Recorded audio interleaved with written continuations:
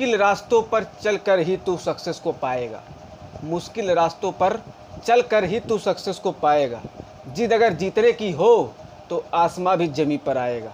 Hello everyone, मेरा नाम है रोशन और जैसा कि आप जानते हैं कि आज मैं बात करूंगा आपसे ऑनलाइन और ऑफलाइन कौन सी कोचिंग आपके लिए बेस्ट रहेगी। जैसा कि आप जानते हैं बहुत सारी कोचिंगें ऑनलाइन भी हैं, बहुत सारी कोचिंगें ऑफलाइन भी हैं। अब आपको डिसाइड करना है कि आपके लिए बेस्ट कौन सा है। लेकिन अगर मेरी माने, मैंने दोनों कोचिंग की है, ऑफलाइन और ऑनलाइन दोनों।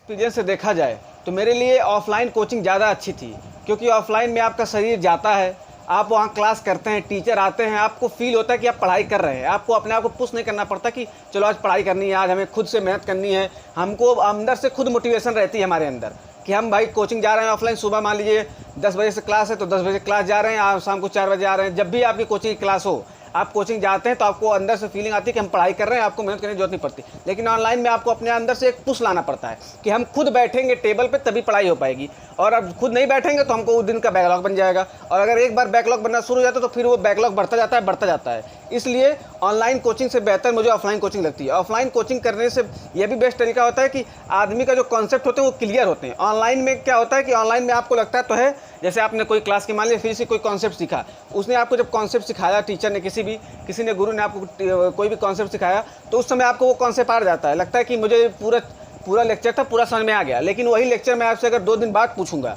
कि आपने 2 दिन पहले वाले लेक्चर में क्या पूछा, तो आपको याद नहीं रहेगा। लेकिन अगर ऑफलाइन की बात करें तो ऑफलाइन में क्या होता है कि जैसे आपने जो भी लेक्चर उस दिन का किया, बायो, फिजिक्स, केमिस्ट्री, बायो से कोई भी लेक्चर आपने किया, उस दिन आप जब क्लास जाते हैं तो आपको उस दिन क्या क्या होता है, आपने क्या क्या हरकतें की, अपने दोस्तों के साथ क्या क्या किया, आपने टीचर ने कुछ चुटकुले छोड़े, कुछ बकवास किया, कैसे आपको इवेंट याद रहता। तो इवेंट के साथ साथ आपको टॉपिक दिमाग में बैठ जाता, सब कॉन्शियस माइंड में आपके बैठ जाता कि उस समय टीचर ऐसा बोल रहे थे, ऐसा टॉपिक बोल रहे थे।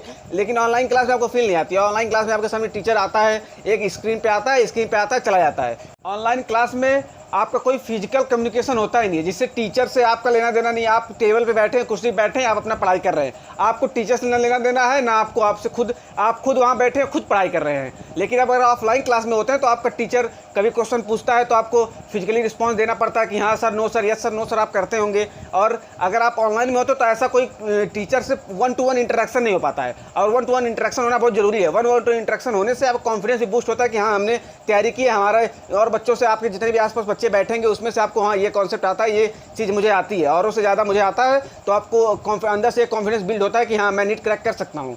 देखिए, ऑफलाइन में आपका शरीर भी आपकी तैयारी के लिए साथ देता है, ऑनलाइन में केवल दिमाग।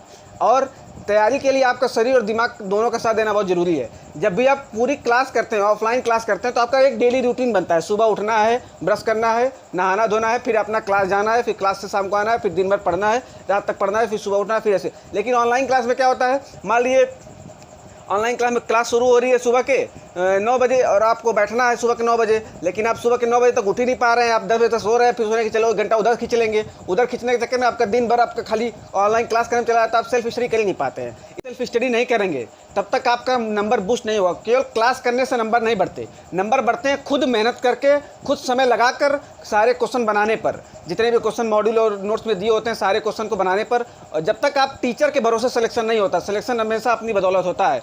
टीचर केवल आपको मार्गदर्शन देता है कि हाँ बेटा इस रास्ते पे जाओगे, ऐसे जाओगे तो आपका सिलेक्शन होगा। अब वो तुम्हें डिसाइड करना है कि तुम टीचर के पथ को फॉलो करते हो कि तुम कुछ नया ही करते हो। टीचर केवल सहायक है, सक्सेस तुम्हारी है। तुम कितनी मेहनत करते हो तुम डिसाइड करोगे कि तुमको दिन भर में कितना पढ़ना है, कितना नहीं पढ़ना है।